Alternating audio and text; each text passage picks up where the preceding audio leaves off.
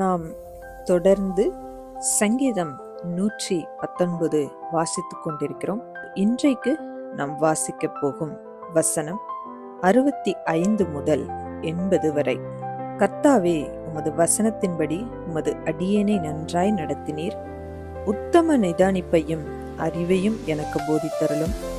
உம்முடைய கற்பனைகளின் பேரில் விசுவாசமாயிருக்கிறேன். நான் உபத்திரவப்படுவதற்கு முன் வழி தப்பி நடந்தேன். இப்பொழுதோ உம்முடைய வார்த்தையை காத்து நடக்கிறேன். தேவரீர் நல்லவரும் நன்மை செய்கிறவருமாயிருக்கிறீர். உமது பிரமாணங்களை எனக்கு போதியும். அகங்காரிகள் எனக்கு விரோதமாய் பொய்களை பிணைக்கிறார்கள். நானோ முழு இருதயத்தோடும் உம்முடைய கட்டளைகளை கைக்கொள்ளுவேன். அவர்கள் இருதயம் நினந்துள்ளி கொழுத்திருக்கிறது. நானோ உம்முடைய வேதத்தில் மனமகிழ்ச்சியாயிருக்கிறேன். நான் உபத்திரவப்பட்டது எனக்கு நல்லது. அதனால் உமது பிரமாணங்களை கற்றுக்கொள்கிறேன்.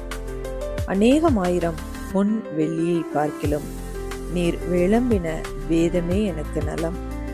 உம்முடைய கரங்கள் என்னை உண்டாக்கி என்னை உருவாக்கிற்று.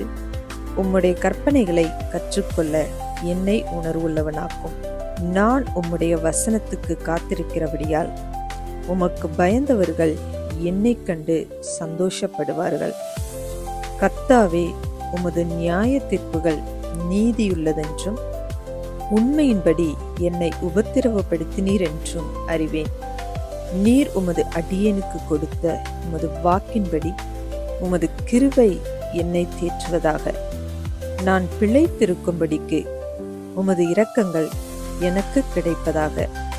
உம்முடைய வேதம் என் மனமகிழ்ச்சி. அகங்காரிகள் என்னை பொய்களினால் கெடுக்க பார்த்தபடியால் வெட்கப்பட்டு போவார்களாக. நானோ உமது கட்டளைகளை தியானிப்பேன். உமக்கு பயந்து உமது சாட்சிகளை அறிந்திருக்கிறவர்கள் என் நண்டைக்கு திரும்புவார்களாக.